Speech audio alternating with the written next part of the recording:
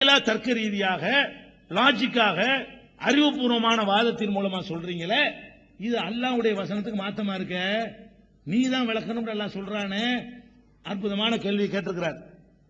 ஆனா அந்த வசனத்தினுடைய இன்னொரு துண்டை அவர் விட்டுட்டார். அதனால அந்த கேள்வியே வருது.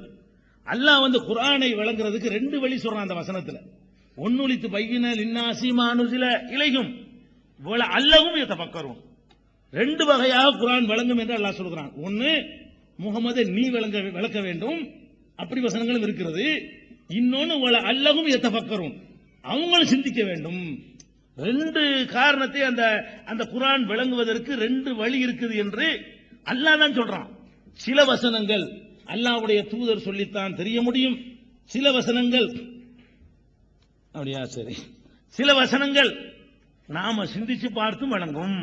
அல்லாஹ் அப்படி குர்ஆன்ல அந்த ஆயத்தினுடைய பாதி அது. லித்து பையின லின்னாசி மானுசில இலையும் வல அல்லஹும் யதஃபக்கரூன். அவர்கள் சுயமாக சிந்திக்க வேண்டும் என்பதற்காகவும் நீர் விளக்க வேண்டும் என்பதற்காகவும் இதை தந்திருக்கிறேன். அதுக்கு தான் அவரே சொன்னபடி ரெண்டு விளக்கங்கள் இருக்கிறது. சில விளக்கங்கள் அல்லாஹ்வுடைய ரசூல் தந்த விளக்கங்கள் இருக்கும். சில விஷயங்கள் நீங்க சிந்திங்கன்னு நம்ம பக்கம் தள்ளப்பட்டிருக்கிறது. அல்லாஹ் தள்ளுறான், நானா தள்ளிக் கொள்ளவில்லை, அல்லாஹ்வே தள்ளுகிறான். ஏன் குர்ஆன்ல இப்படியா அல்லாஹ் வசனத்தை சொல்றான்? அப்பனா எத்ததப்பருனல் குர்ஆன், குர்ஆனை இவர்கள் சிந்திக்க மாட்டார்களா? அம்மாலா குலுபின் அக்பாலுஹா, எதுக்கு சிந்திக்கணும்? சொன்னதை கேட்டு போக வேண்டியதானே.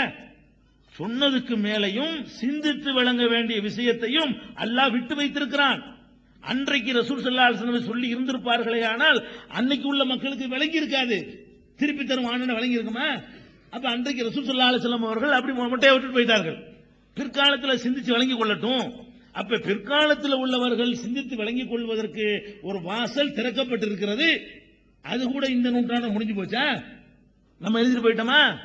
இன்னொரு 100 வருஷத்துக்கு பிறகு சில பேர் வருவாங்க, தர்ஜுமா இருக்காங்க பாரு, இந்த காலத்தில் இருக்காங்க, நம்ம இதை சொல்லுவாங்களா?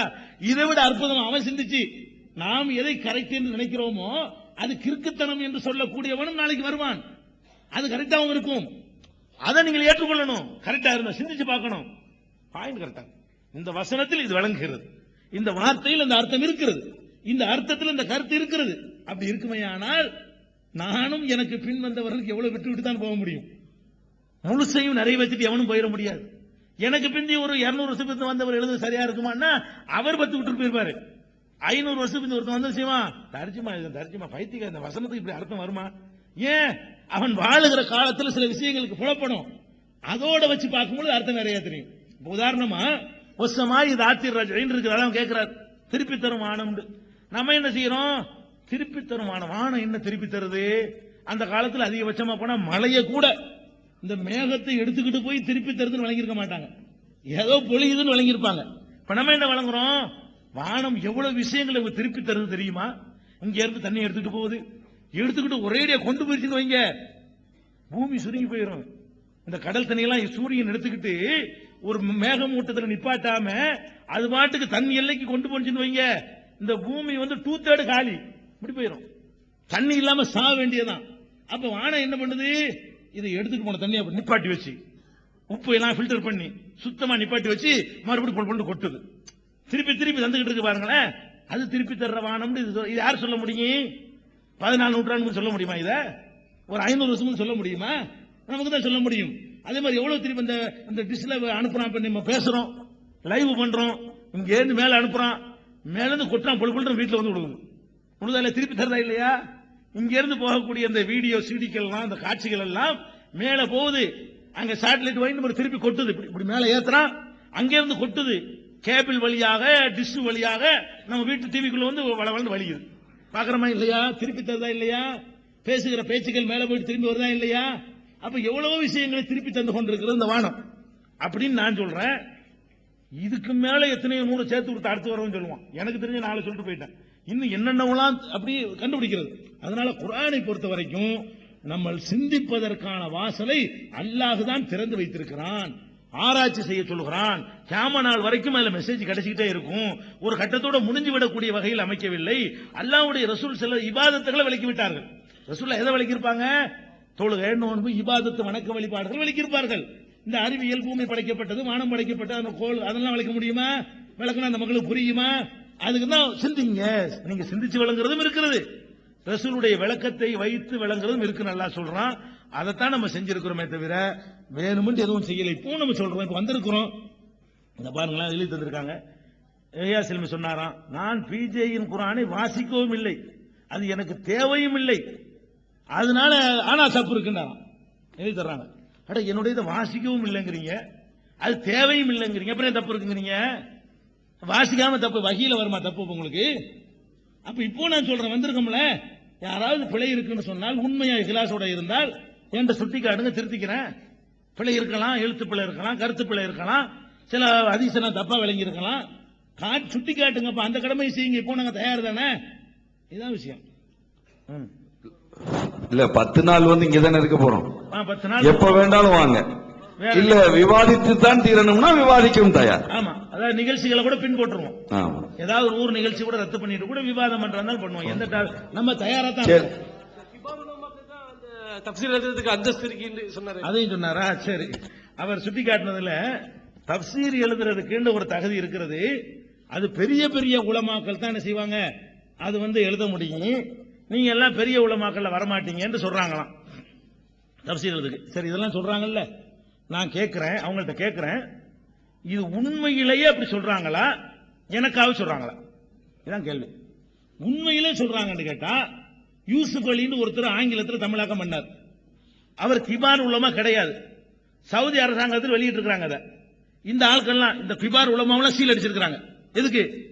இந்த கிபார் உலமாங்கிற ஆட்கள்லாம், அந்த ஆள் யூசுப் அலி பெரிய அல்லாமாவா, நீ சொல்லக்கூடிய சலஃபுகள்கிட்ட படிச்சுட்டு வந்தவரா, மதீனா யூனிவர்சிட்டியில பாடம் கத்தவரா, அவர் வெளியிட்ட ஆங்கில தர்ஜுமாவை வந்துச்ச, அப்ப நீங்க சொல்லி இருக்கணும், இது கிபார் உலமா இல்லாத யூசுப் அலியை படிக்காத சொன்னீங்களா?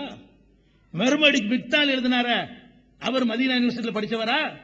அவருடைய ஷேக் சலபியா? அந்த ஷேக் சலபியா?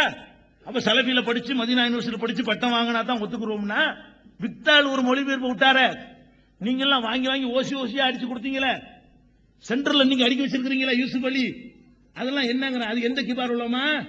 அப்ப ஆங்கிலத்தில் எழுதுறதுக்கு கிபார் உலமா வேண்டியது இல்ல, தமிழ்ல எழுதுறதுக்கு தான் கிபார் உலமா. அப்படி ஏதாவது பாதிச்சு வச்சுக்கிறீங்களா? ஆங்கிலத்தில் உள்ள 2 மொழிபெயர்ப்பையும் சவுதி அரசாங்கம் வெளியிடுதா இல்லையா?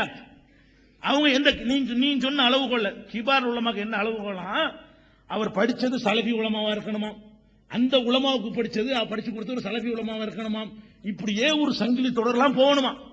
நம்ம எல்லாம் மதீனா பக்கமே போனதே கிடையாது, நம்ம இப்படி கிபார் உலமாவும், நம்ம கத்தம்பாத்தியா ஓரவன்ட்டையும் விதத்துக்காரன் தான் படிச்சோம், அதனால நம்ம கிபார் உலமா இல்ல அப்படிங்கறதுக்காக சொல்றாங்க. அப்ப உண்மையில் இது சொல்றாங்கன்னா கிடையாது. ஏன்? இதே தமிழாக்கத்தில் ஜான் ட்ரஸ்டுடைய தமிழாக்கம் வந்துச்சு, அது வரும் பொழுது அதை படிக்க கூடாதுன்னு பத்துவா கொடுத்தீங்களா? அவர் யார்? அது மொழிபெயர்த்தவர் யாரு? ஜான் ட்ரஸ்ட்ல இருந்து ஒரு தமிழாக்கம் வந்துச்சுலங்க, அதான முதல்ல இங்க இலங்கைக்கு வந்துச்சு, லட்ச லட்சமா விற்பனை பண்ணீங்களே, யாரு இதெல்லாம் கூடாதுன்னீங்களோ அவங்க எல்லாம் அதை வாங்கி வச்சுக்கிட்டு தமிழாக்கம் பாருங்க தமிழாக்கம் பாருங்கன்னு கொடுத்தீங்களே, நீங்க என்ன பண்ணிருக்கணும், இது கிபார் உலமா தமிழாக்கம் இல்ல, இது நாங்க ஏத்துக்கிற மாட்டோம். அப்ப நீங்க எனக்குத்தான் இதை சொல்றீங்களே தவிர உண்மைக்கு சொல்லல, உங்க மனசுல கூட அது இல்ல. அப்ப என்ன, என்னை மட்டும் வெறுக்க உங்களுக்கு என்ன கிடைச்சிச்சு? நான் என்ன செஞ்சேன் உங்களுக்கு? என்னை மட்டும் தான் நீங்க வெறுக்கிறீங்க. நீங்க ஏன் எங்களை மாதிரி சிந்திக்காம நீங்க டிஃபரெண்டா சிந்திக்கிறீங்க கூடாது, வாய் நுழைக்கிறீங்க. அதனால எத்தனை லாங்குவேஜ்ல இந்த குரான் வந்திருக்கிறதோ அதுல இவங்க சொல்லக்கூடிய இலக்கணத்தில் மொழிபெயர்த்த குரான்கள் கிடையாது. ஆனால் அதை அங்கீகரிச்சிருக்கிறாங்க, கிபார் உலமான்னு சொல்லி இல்லாம இருந்து அங்கீகரிச்சிருக்கிறாங்க. அது போக நான் கேட்கிறேன், குரானை ஒரு மொழியில மொழிபெயர்ப்பதற்கு அது என்ன தகுதி வேணும் நீங்க சொல்றீங்க? அது எங்க இருந்து எடுத்தீங்க? எங்க இருந்து எடுத்தீங்க? அது தெரிஞ்சிருக்கணும், இது தெரிஞ்சிருக்கணும், சொன்ன ஜமாத்துக்காரன் சொல்ற மாதிரி அது பண்றீங்களே, அது எங்க இருந்து எடுத்தீங்க? குரான் தமிழாக்கம் பண்ணுவதாக இருந்தால் இன்னொன்னதெல்லாம் கரகண்டவரா இருக்கணுங்கிறீங்களே, அப்படி நான் கேட்கிறேன். இக்பால் மதனி மொழிபெயர்த்த குரான் நீங்க எல்லாம் எல்லாம் சேர்ந்து இதை ஒருத்தனை கொடுத்தா இதை வழங்குமான விமர்சிக்கா சொல்லல, அந்த லாங்குவேஜ் ஒருத்தன் படிச்சான அதை வழங்குமா? ஒரு காவியத்தை கொண்டு கொடுத்தா அவனுக்கு புரியுமா ஏதாச்சும்? அதுல இருக்கிற கருத்துக்களை கிபார் உலமாலாம் சேர்ந்து பண்ணிருக்கீங்கல்ல. இக்பால் மதனி மதீனாவில் படிச்சவருங்க, அதுக்கு சப்போர்ட் யாரு? திருத்தறதுக்கு இலங்கையில முகாமிட்டு இருந்தாரு. இலங்கையில முகாமிட்டு இருந்த எல்லாம் சேர்ந்து யாரு நம்ம விமர்சிக்கிறாங்கல்ல, உங்க எல்லாம் சேர்ந்து அதுல பங்களிப்பு செய்து கூட்டமா உட்கார்ந்து திருத்தி வெளியிட்டீங்க. அதை கொண்டாந்து வைக்கிறேன். அதுல நான் எடுத்து காட்டுகிற பிழைகளுக்கு நீங்கள் பதில் சொல்ல தயாரா? முதல்ல என்ன கிபார் உலமா பண்ணிட்டீங்க நீங்க? அவ்வளவு குழப்பி வச்சிருக்கீங்க மார்க்கத்தை. தர்ஜுமாங்கிற பேர்ல யாருக்கு விளங்காம ஒண்ணு கிடக்க ஒண்ணு நினைஞ்சிருக்கீங்க. பிராக்கெட்ல இல்லாத நுழைச்சு குரான்ல இல்லாதெல்லாம் பிராக்கெட் போட்டு உங்க கருத்தை வழியை திணிச்சிருக்கிறீர்கள். அப்பட்டமாக தன்னுடைய சொந்த அறிவை கொண்டு தப்சீர் செஞ்சால், வேணுமென்று செஞ்சால் குற்றம் சொல்லப்பட்டிருக்க, அது செய்யப்பட்டிருக்கிறது அந்த தர்ஜுமாவில். அது விநியோகிச்சீங்க. என்ன காரணம் தெரியுமா? இக்பால் மதனி எங்க இலங்கைக்கு வந்து எங்களை கூட்டி வைத்துக் கொண்டு ஒரு அங்கீகாரம் வாங்கின மாதிரி நீங்க ஏன் வாங்கல? அடிப்படை தாங்க, உங்களை மதிக்கலையா? இதை நான் ஊகமா சொல்லவில்லை. இந்த வாசகத்தையும் சொல்லி இருக்கிறார்கள்.